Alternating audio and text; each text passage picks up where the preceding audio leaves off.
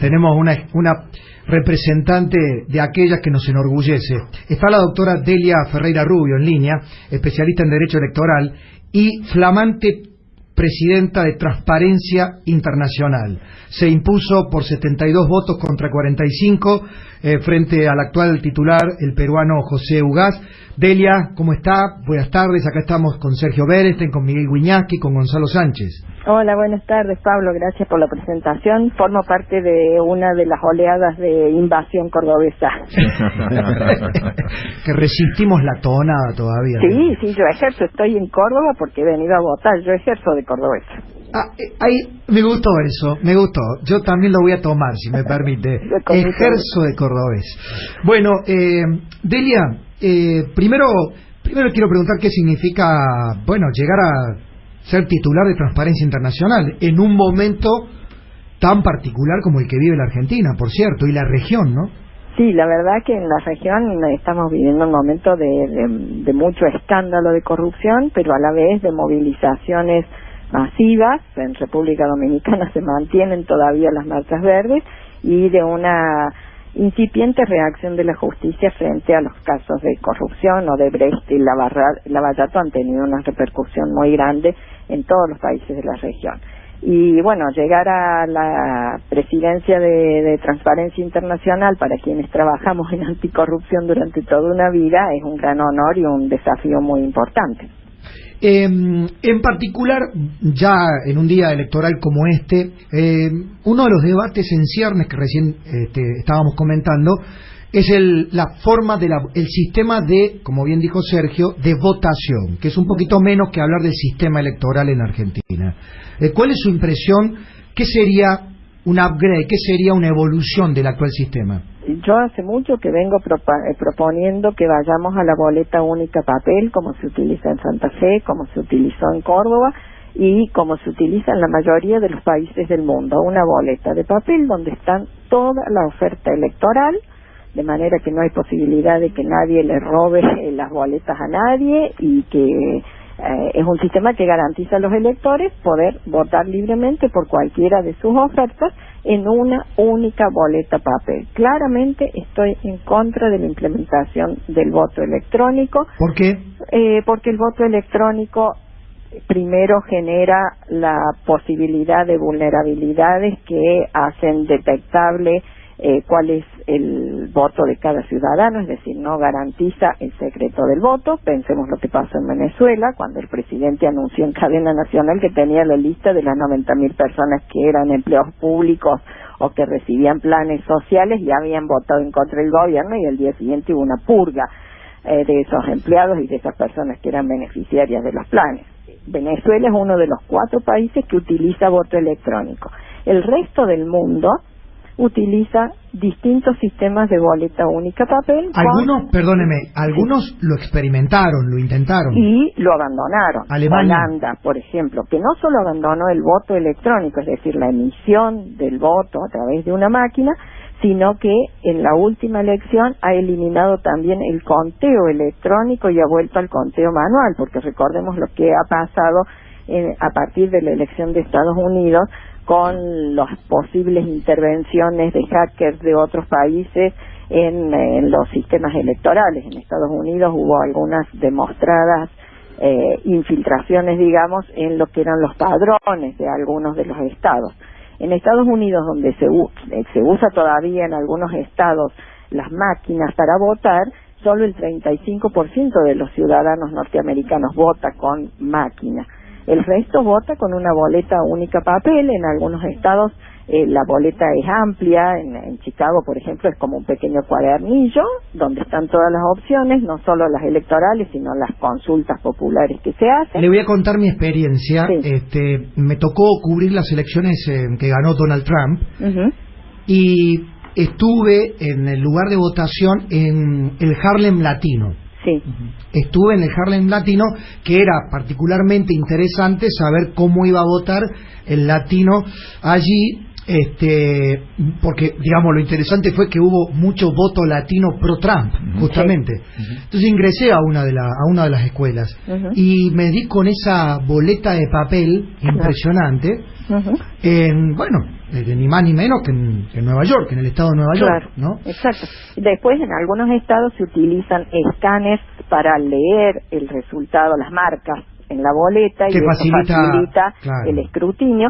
También eso ha sido hackeado. Si ustedes buscan en Netflix o en YouTube, Hacking Democracy, es un documental que muestra cómo también se hackeaban las elecciones o se podían alterar los resultados manipulando los escáneres a través del software. El peligro que implica esto es porque, por ejemplo, si usted quiere hacer un fraude en una elección alterando significativamente el resultado y está usando boletas papel, tiene que tener un ejército de personas haciendo la trampa que quieran hacer. Ahora, si usted con un programador logra introducir 2 líneas en el software que se utiliza en un país, cambia el resultado de todas las mesas del país y nadie sabe por mucho tiempo dónde está el problema o cómo se ha hecho o en qué renglón del programa es que se ha introducido esta vulnerabilidad. En el Senado lo demostramos. Los técnicos de los grupos que trabajan con nosotros mostraron cómo le podían adivinar el voto a los senadores que habían ido a la reunión. Los hicieron votar con una impresora común y corriente y en una hoja en blanco, y les adivinaron lo que habían votado ante la sorpresa de los señores senadores. Delia, Gonzalo Sánchez, una pregunta. Hola, Gonzalo. ¿Cuál sería un sistema transparente y eficaz para un país como la Argentina? Boleta única de papel con toda la oferta electoral. La boleta es entregada en la mesa, no es manipulada. El presidente Mesa le entrega una boleta y usted o pone un sellito, como se usa en algunos países, o con una lapicera hace una cruz. Hay distintos modelos de esa boleta única papel. Santa Fe, por ejemplo, tiene separados los papeles, digamos, por cada una de las categorías. Entonces hay una de un color donde están todos los candidatos a gobernador, otra de otro color con todos los candidatos a diputados, y los ciudadanos marcan en cada una de esas boletas su opción, donde están, repito, todos los candidatos, lo doblan y ya lo ponen clasificado en la urna. En vez de tener una sola ranura, tiene 4 con identificado el color, con lo cual también se facilita el conteo. Y se pueden incorporar otro tipo de mecanismo. Por ejemplo, en Santa Fe, en la última elección PASO, se aplicó se probó un sistema de tabletas para poder hacer la cuenta e imprimir los resultados, de manera tal que no hubiera el problema de las letras difíciles de leer, o la equivocación en los renglones, o la equivocación en la suma de los votos, y eso funcionó muy bien. Eso se experimentó en Santa Fe y creo que el piloto lo van a repetir en este momento. Delia, un beso muy muy grande. Te saluda Sergio Berenstein. ¿Cómo estás? Hola, Sergio, qué gusto escucharte. Gracias por el mensaje. Por favor, igualmente. Delia, al margen del sistema de votación que puede mejorar con la boleta de papel, ¿qué deberíamos hacer en términos del financiamiento de la política y de las campañas? Ahí tenemos un gran pendiente. Hasta donde yo sé, el gobierno tiene listo un proyecto. Del proyecto lo que conocemos son los principios generales, en el sentido, por ejemplo, de autorizar los aportes de las personas jurídicas, cosa que en el momento está prohibido para la campaña, aunque está autorizado para el gasto ordinario de los partidos. Lo cual abre una ventana para puentear lo que la ley establece. Creo que se van a poner algunos límites más precisos en cuanto a los aportes y, según tengo entendido, se va a favorecer la transparencia. Eso es central porque el financiamiento de la política no es solo una curiosidad por saber quién gasta más o por tratar de incursionar en los presupuestos de campaña. El tema nos importa porque el que paga las campañas en realidad adquiere un poder distinto al del ciudadano común que no aporta a una campaña. Evidentemente, si un diputado tiene que atender el teléfono y llamo yo, es una cosa, y si llama el que puso 2 millones de pesos en una campaña o más, va a tener más prioridad de atención. Y eso afecta la igualdad, que es central en la democracia, afecta la participación, afecta la representación. ¿A quiénes representan nuestros representantes? ¿A los ciudadanos que los votamos o a aquellos que han financiado sus campañas? Y esto requiere mecanismos de transparencia y mecanismos de control. es un compromiso del gobierno y, como te digo, hasta donde yo sé, el proyecto o el anteproyecto estaría listo para enviar al Congreso después de pasadas las elecciones.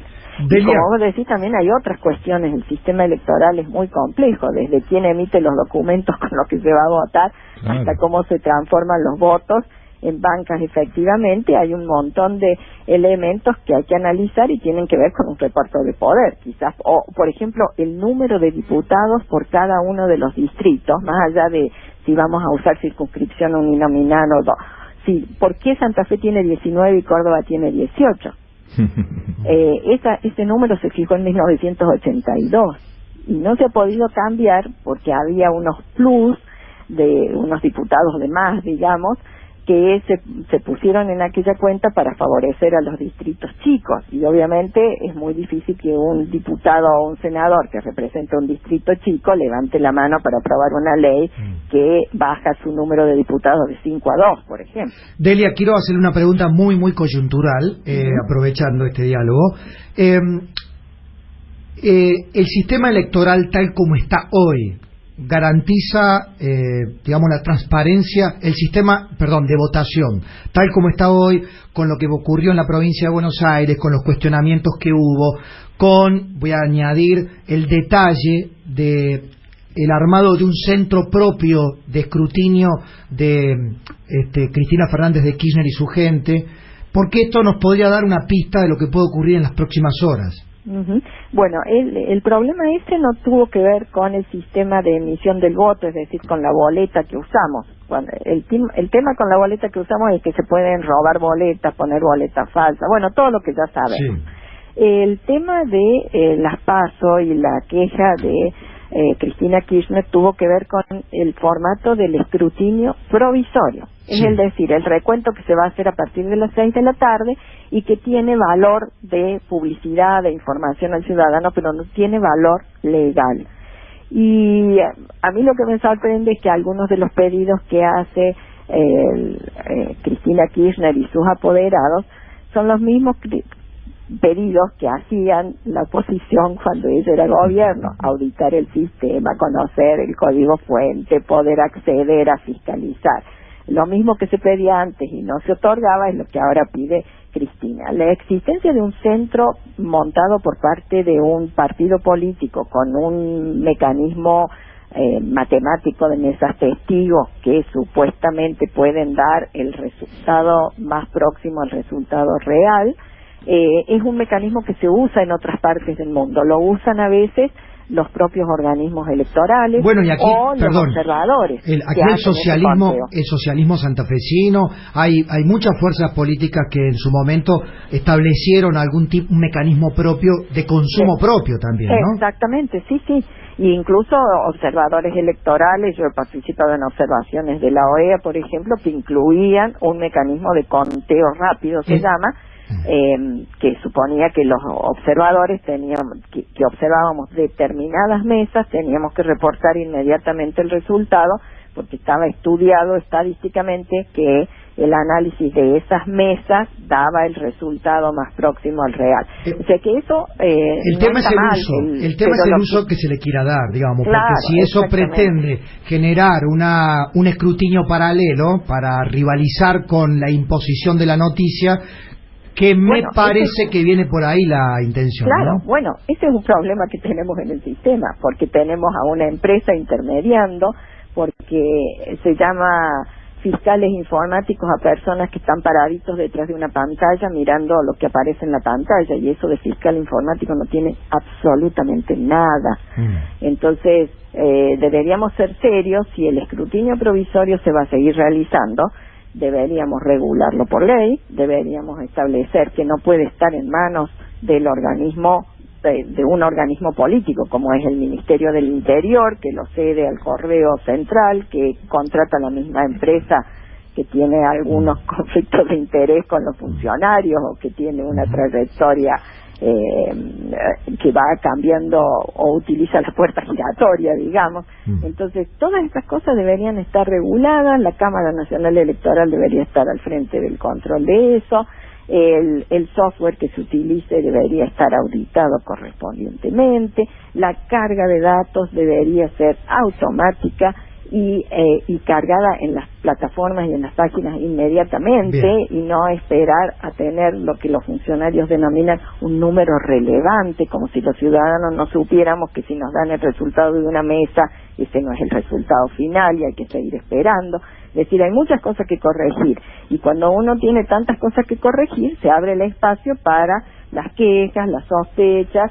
Lo importante es que acá hay un solo escrutinio que cuenta, y es el escrutinio definitivo que realiza la Justicia Federal Electoral. Delia, un placer dialogar con usted. Gracias, Pablo, gracias por llamar y gracias a todos ustedes en la mesa.